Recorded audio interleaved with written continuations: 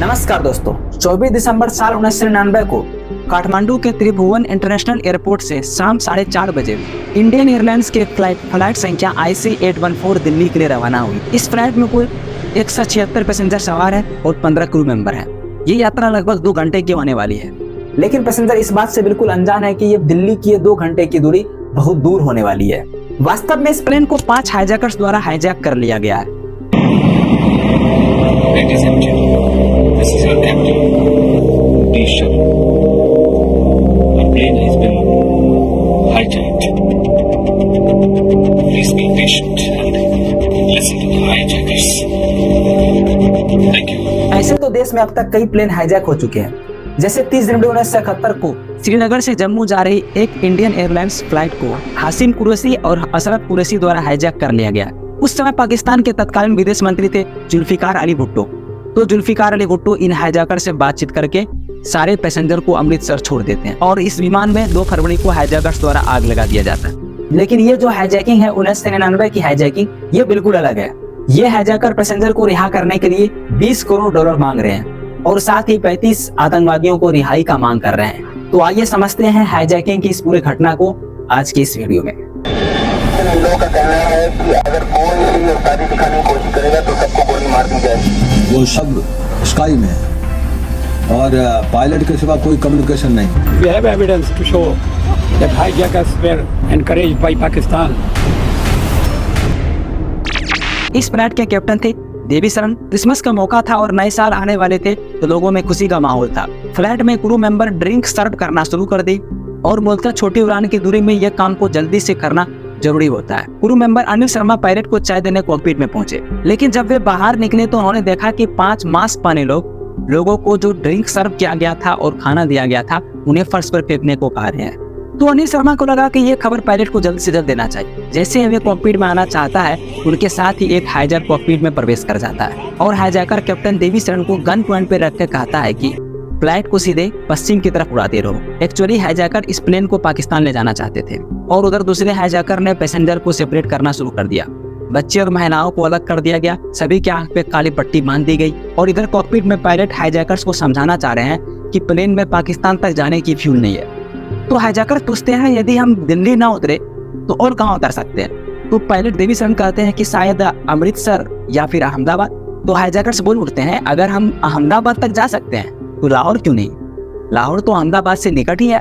वास्तव में कैप्टन नहीं चाहता था कि वो अपना देश छोड़े और उसमें भी जाने की बात हो रही थी लाहौर पाकिस्तान, जिससे बस 6 महीना पहले ही कारगिल की जीत हो गई है और दोनों तरफ का घाव ताजा है। तो इस सिचुएशन में तो कैप्टन बिल्कुल नहीं चाहते थे कि वो पाकिस्तान जाए।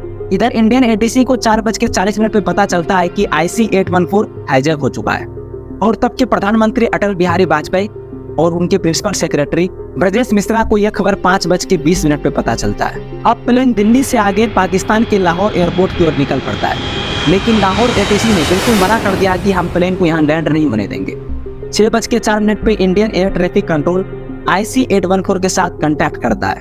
कैप्टन देवी शरण ने बताया कि फ्लाइट में फ्यूल कम हो रहा है और लाहौर ATC ने भी लैंडिंग से मना कर दिया। कैप्टन देवी शरण इंडियन ATC से कहता है कि प्लीज पाकिस्तान वालों को कहो कि फ्लाइट को लाहौर में लैंड करने दी जाए, क्योंकि हाईजैकर्स यहाँ उतावले हो रहे हैं और वे धमकी दे रहे हैं कि अगर फ्लाइट को लाहौर में उतरने नहीं दिया गया तो वे लोगों को मारना शुरू कर देंगे। लेकिन पाकिस्तान वालों ने साफ मना कर दिया। तो शाम 6:30 बजे इंडियन हाई कमीशन ने पाकिस्तान से रिक्वेस्ट किया कि प्लीज प्लेन को लाहौर में उतरने दिया जाए। पाकिस्तान वालों ने साफ मना कर दिया और इधर प्लेन में फ्यूल कम हो रहा है। तो कैप्टन देवी शरण फिर से हाईजैकर्स को समझाना चाहता है कि अगर हम प्लेन में रिफ्यूलिंग ना करें तो हमें कहीं न कहीं क्रैश लैंडिंग करना होगा। अंततः कैप्टन देवी शरण हाईजैकर्स को कन्विंस करने में सक्षम होते हैं और हाईजैकर्स मान जाते हैं कि ठीक है, प्लेन को अमृतसर में लैंड किया जाए। शाम के 6:44 पे प्लेन अमृतसर की ओर डिसेंड करने लगते हैं और ये हाईजैकर्स की सबसे बड़ी गलती है कि हाईजैक प्लेन इंडिया का ही है और ये इंडिया के ही एयरपोर्ट में लैंड कराया जा रहा है, जो ये इंडिया के लिए बहुत बड़ी अपॉर्चुनिटी हो सकती थी। और आश्चर्य की सबसे बड़ी बात तो ये है कि ये फ्लाइट पंजाब के एयरपोर्ट पे उतारा जा रहा है और पंजाब के director general of police Sarabjit Singh को यह खबर बस 1 घंटा पहले ही, वो भी कोई पुलिस या ऑफिसर्स के माध्यम से नहीं, बल्कि एक टीवी चैनल के न्यूज से पता चलता है। शाम 7:01 पे फ्लाइट अमृतसर हवाई अड्डे पे लैंड होती है और रिक्वेस्ट करी जाती है कि फ्लाइट में रिफ्यूलिंग की जाए। हाईजैकिंग के बाद एक क्रैश मैनेजमेंट ग्रुप बनाई जाती है और एक लोकल कमेटी की गठन की जाती है। जिनका पर्पस होता है फ्लाइट को ज़्यादा से ज़्यादा डिले करना। यदि वो फ्लाइट को ज़्यादा से ज़्यादा डिले करने में सक्षम हो जाती है तो कमांडो को ज़्यादा से ज़्यादा समय मिलेगा एक्शन के लिए। हालांकि यहाँ लोकल पुलिस हाईजैकर्स के साथ कम्युनिकेट करने की भी कोशिश करते हैं, लेकिन हाईजैकर्स ने लोकल पुलिस के साथ कम्युनिकेट करने से बिल्कुल मना कर दिया। कैप्टन शरद को उम्मीद था कि उन्हें यहाँ सहायता मिल पाएगी। कैप्टन शरद फिर से रिक्वेस्ट करते हैं कि प्लीज फ्लाइट में रिफ्यूलिंग की जाए। अगर रिफ्यूलिंग नहीं किया गया तो ये हाईजैकर्स धमकी दे रहे हैं कि ये लोगों को मारना चालू कर देंगे। वक्त बीतता गया, 5 मिनट, 10 मिनट, 15 मिनट, 20 मिनट, लेकिन अब तक रिफ्यूलिंग नहीं किया गया। ये हाईजैकर्स लोगों को मारना चालू कर देते हैं। एक पैसेंजर होता है सत्यनाम सिंह, उन्हें चाकू से गारा घात किया जाता है। और एक बार कैप्टन देवी शरण फिर से रिक्वेस्ट करते हैं कि प्लीज प्लेन में रिफ्यूलिंग की जाए, पर अब तक 40 मिनट गुजर गया, ना कोई एक्शन लिया गया, ना रिफ्यूलिंग की गई। शाम 7:45 पे पंजाब पुलिस को ऑर्डर मिलता है एक्शन के लिए। इनका प्लान होता है कि क्यों न जब हम रिफ्यूलिंग करने जाए तो टैंक में कुछ पंजाब पुलिस को बैठा दिया जाए और ये प्लेन के टायर को ही पंचर कर देंगे, जिससे प्लेन दोबारा हवा में नहीं रुक पाएगा। प्लान सही है, पर एटीसी के पास एक और प्लान होता है। इनका प्लान होता है कि क्यों ना एक रिफ्यूलिंग टैंक को ही प्लेन के आगे रोक दिया जाए, रास्ता रोकने के लिए। तो इस प्लान को एक्शन में लाया जाता है। एक फ्यूल टैंक चलना शुरू करता है प्लेन की ओर, और यह फ्यूल टैंक काफी तेजी से आगे बढ़ रहा था। तो एटीसी को लगा कि ये जो इतना तेज चल रहा है, कहीं हाईजैकर्स को ये न लगे कि यहाँ कोई प्रतिक्रिया होने वाली है। तो एटीसी वाले ड्राइवर से बोलता है कि टैंक को थोड़ा धीरे चलाए, और ये ड्राइवर प्लेन के सामने नहीं बल्कि कुछ किनारे पे ही फ्यूल टैंक को मिसकम्युनिकेशन की वजह से रोक देता है। वास्तव में ये प्लेन को डिले करवाना चाहते थे, क्योंकि इंडियन क्राइसिस ग्रुप चाहती थी कि भारत की तेज-तराज anti hijacking force National Security Guard या एनएसजी दिल्ली से अमृतसर आएगी और इस पर एक्शन लेगी। उधर प्लेन के कॉकपिट में बैठे हाईजैकर और कैप्टन फ्यूल टैंकर को थोड़ा किनारे पर खड़ा होते हुए देखता है। हाईजैकर को लगता है कि ये क्या हुआ। पहले तो ये फ्यूल टैंक बहुत जल्दी से प्लेन की ओर आ रहा था और एकाएक साइड में रुक गया है। कहीं इसके पीछे कोई प्लान तो नहीं है। उन्हें लगता है कि यहाँ कोई खेल खेला जा रहा है। हाईजैकर चिल्ला कर कहता है कि अब प्लेन में कोई रिफ्यूलिंग नहीं होगी, जितना फ्यूल है उसमें ही प्लेन को उड़ाया जाएगा। और कैप्टन शरद को प्रेशराइज किया जाता है प्लेन को उड़ाने के लिए। हाईजैकर द्वारा कहा जाता है कि फ्यूल टैंक को इग्नोर मारो, टक्कर मारो, जो करना है करो, लेकिन प्लेन को अब दोबारा से हवा में उड़ाओ, जितना फ्यूल है उतना में ही। प्रेशर में आकर कैप्टन शरद प्लेन को दोबारा से हवा में उड़ाने के लिए तैयार करते हैं। रनवे पे बगल में जो फ्यूल टैंकर होता है, प्लेन उससे टकराते टकराते बचता है, और एक बार प्लेन फिर से हवा में होता है 7:49 PM। और जब प्लेन टेकअप करता है तो उसके कुछ देर बाद ही वहां एनएसजी कमांडो पहुंचता है। ऑपरेशन पूरी तरह फ्लॉप हो जाता है। एनएसजी कमांडो को कोई मौका ही नहीं मिलता है ऑपरेशन को एक्शन में लाने का। यानी अमृतसर में प्लेन लैंड किया था 7:01 पे और यहाँ से टेकअप किया 7:49 पे। टेकअप के समय कैप्टन एटीसी को मैसेज भेजता है, वी आर ऑल डाइंग, हम सभी मरने जा रहे हैं। और अब फ्लाइट हवा में लाहौर की ओर मुड़ते हैं और एक बार फिर इन्हें पाकिस्तानी एटीसी ने लैंडिंग से मना कर दिया। पाकिस्तान एटीसी को लग रहा था कि हो सकता है कहीं हाईजैकर कैप्टन को जबरदस्ती प्रेशराइज करके फ्लाइट को लाहौर में उतार सकता है।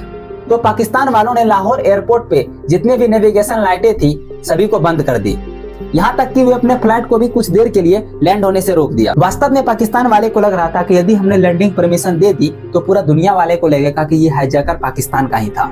जब प्लेन में फ्यूल कम होने लगता है तो हाईजैकर द्वारा कैप्टन पे प्रेशराइज किया जाता है कि प्लेन को रनवे पे उतारो या कहीं और, पर प्लेन को लैंडिंग करवाओ। अब प्लेन को कैप्टन शरद डिसेंड करने लगते हैं एक लंबी लाइट की रेखा को देख करके, जो हूबहू रनवे के जैसा दिख रहा था।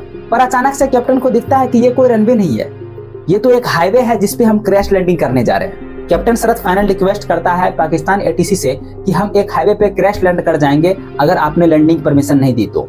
ये सुनकर फाइनली लाहौर एटीसी मान जाता है फ्लाइट लैंडिंग के लिए और ये प्लेन शाम में 8:07 पे लाहौर एयरपोर्ट पे लैंड करता है। इधर इंडिया वाले पाकिस्तान वालों से कहता है कि प्लीज ये प्लेन को दोबारा से उड़ने मत देना। इंडिया वालों का प्लान था कि इंडियन हाई कमिश्नर जे पार्थसारथी जो कि इस्लामाबाद में बैठा हुआ है, उन्हें भेजा जाएगा हाईजैकर के साथ बातचीत करने के लिए। पाकिस्तान में प्लेन को रिफ्यूलिंग किया जाता है और प्लेन को दोबारा से टेकअप करने से रोकने के लिए सभी लाइटें बंद कर दी जाती है और पाकिस्तानी कमांडो प्लेन को चारों ओर से घेर लेता है। हालांकि पाकिस्तान में पाकिस्तानी कमांडो द्वारा नेगोशिएशन की भी कोशिश करी जाती है, पर यह फ्लॉप हो जाता है। वे अंत ये भी कहते हैं कि कम से कम बच्चे और औरत को छोड़ दो, लेकिन हाईजैकर एक नहीं सुनता है और ये नेगोशिएशन फेल हो जाता है। यहाँ पाकिस्तान का काम था इंडियन हाई कमिश्नर को हेलीकॉप्टर प्रोवाइड करवाना ताकि इंडियन हाई कमिश्नर हाईजैकर के साथ बातचीत कर सके, लेकिन पाकिस्तान वालों ने 3 घंटे लेट इंडियन हाई कमिश्नर को हेलीकॉप्टर प्रोवाइड किया। हाईजैकर फ्रस्ट्रेट होने लगता है कि उनका जो मांग है उन्हें पूरा नहीं किया जा रहा है। और यहाँ भी एक पैसेंजर पर हमला किया जाता है। रूपेन कतियाल जो कि गुड़गांव के रहने वाले हैं, वे अपने वाइफ के साथ हनीमून से लौट रहे थे और कुछ समय बाद रूपेन कतियाल का देहांत भी हो जाता है। और उधर इंडियन हाई कमिश्नर जब तक लाहौर पहुंचता है तब तक पता चलता है कि प्लेन यहाँ से भी टेकअप कर चुका है। लेकिन यह भी आश्चर्य की बात है कि जब पाकिस्तानी कमांडो प्लेन को चारों ओर से घेर रखा था और हवाई अड्डे के सारे लाइट ऑफ थी, तो आखिर ये प्लेन उड़ा कैसे? इनके बारे में कोई खास जानकारी नहीं है। फ्लाइट अब लाहौर से ओमान की तरफ ले जाया जाता है, पर यहाँ भी उन्हें रिजेक्शन मिलता है और अगली लैंडिंग फ्लाइट की होती है दुबई के अल-मिनान एयरबेस पे रात के 3 बजे। यहाँ पे काफी नेगोशिएशन के बाद 27 पैसेंजर को ये रिलीज करते हैं। इंडियन एयरलाइंस का एक रिलीफ एयरक्राफ्ट को दुबई भेजा जाता है। रिलीज किए गए पैसेंजर को लाया जाता है। दुबई में जो 27 पैसेंजर को छोड़ा गया था वो ईंधन भरने के बदले में था, यानी इनके बीच समझौता हुआ था कि दुबई एटीसी इन्हें फ्यूल प्रोवाइड करे और इनके बदले में ये हाईजैकर कुछ बच्चे, महिलाएं और कुछ घायल लोग को रिलीज कर देंगे। रिलीज किए गए पैसेंजर से काफी कुछ जानकारी मिलता है। ये बताते हैं कि 5 हाईजैकर्स थे जो अपना अलग अलग नाम रख रखा था। सबसे पहला था लीडर, जो चीफ के नाम से पुकारा जाता था, और बर्गर, डॉक्टर शंकर और भोला। स्वाभाविक है, ये नाम इनका फर्जी था। इनका ओरिजिनल नाम बाद में पता चलता है। इब्राहिम अख्तर चीफ, शाहिद अख्तर सैयद डॉक्टर, सन्नी अहमद काजी बर्गर, जहूर मिस्त्री भोला और साकिर शंकर। यहाँ रिलीज हुए कुछ औरत बताती है कि उन्हें सही ढंग से खाना नहीं दिया जा रहा था। उनका बच्चा जब भूख से रो रहा था तो हाईजैकर डांट कर कहता है कि इन्हें चुप कराओ। वही एक हाईजैकर था जो था बर्गर, वे लोगों को मन बहलाता था गाना गा करके और कुछ हंसी वाले बात बोल बोल के। और अब एक दिन बीत गया और प्लेन में अब भी कुल 164 लोग सवार हैं। उनका हालात बद से बदतर हो रहा था। प्लेन में खाने और पीने की सख्त कमी है। टॉयलेट का भी हाल बुरा हो चुका है। प्लेन दोबारा से टेक ऑफ करता है। अब ये उड़ता है अफगानिस्तान की ओर। 26 दिसंबर सुबह 8 बजे प्लेन लैंड करता है अफगानिस्तान के कांधार इंटरनेशनल एयरपोर्ट पे। लैंडिंग के बाद तालिबान का अथॉरिटी ऑफर करता है कि हम मिडलमैन होंगे और हम समझौता करवा देंगे हाईजैकर और इंडिया के बीच।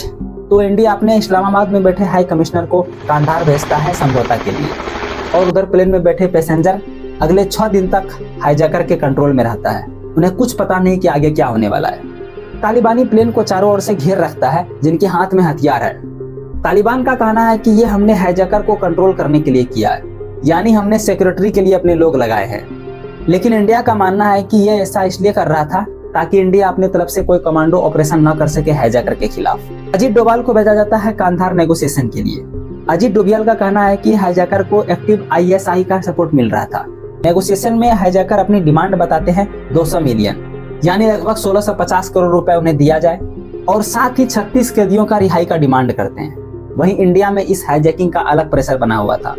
26 दिसंबर को हाईजैकिंग को लेकर जसवंत सिंह एक प्रेस कॉन्फ्रेंस कर रहे थे। अचानक से इस कॉन्फ्रेंस में कुछ लोगों का भीड़ घुस जाता है। ये लोग थे उस प्लेन में बैठे पैसेंजर के परिवार या रिलेटिव। इन लोगों का कहना है कि सरकार कुछ भी करे, चाहे वो जितना पैसा मांग रहे हैं दे, लेकिन हमारा लोग सुरक्षित रहना चाहिए। उधर प्लेन में तब तक टॉयलेट ओवरफ्लो हो चुका था। कंधार में इंडियन नेगोशिएटर 27 दिसंबर को पहुंचता है। इस टीम को लीड कर रहे थे विवेक कातिया, जो कि ज्वाइंट सेक्रेटरी थे उस वक्त होम ऑफिसर में। इंडिया में प्रेशर और बढ़ जाता है जब कुछ लोग प्राइम मिनिस्टर के घर के सामने प्रोटेस्ट करने लगता है। तालिबान क्लियर कर देता है कि वे इंडियन मिलिट्री को कोई ऑपरेशन करने नहीं देगा, लेकिन वो कहता है कि हम नेगोशिएशन में मदद कर सकते हैं। कड़ी नेगोशिएशन होती है कुछ दिन तक। नेगोशिएशन में शामिल है इंडियन नेगोशिएटर, हाईजैकर और बीच में मौजूद है तालिबान। नेगोशिएशन में हाईजैकर की जो डिमांड थी उन्हें काफी हद तक कम कर दिया जाता है। 36 कैदियों की जगह सिर्फ 3 कैदी को रिलीज किए जाएंगे जो भारत के जेल में बंद है। HUM सदस्य अहमद उमर सईद शेख, मसूद अजहर और पाकिस्तान के समर्थित कश्मीरी आतंकवादी मुश्ताक अहमद जरगर थे। इन आतंकवादी को फ्लैट में बैठाकर कांधार भेजा जाता है 31 दिसंबर 1999 को। इंडिया को उम्मीद था कि हाईजैकर को अरेस्ट कर लिया जाएगा तालिबान के द्वारा। तालिबानी हाईजैकर और रिलीज किए गए आतंकवादी को गाड़ी में बैठाकर बॉर्डर की तरफ निकल पड़ता है पाकिस्तान की ओर। ये क्लियर करता है कि पाकिस्तान किस तरह इस हाईजैकिंग में इन्वॉल्व था। और दूसरा इससे भी क्लियर होता है कि 36 आतंकवादियों को रिलीज करने का जो मांग किया गया था उनमें 33 आतंकवादी पाकिस्तान के ही थे। जल्द ही मिलते हैं अगले वीडियो में, तब तक के लिए नमस्कार।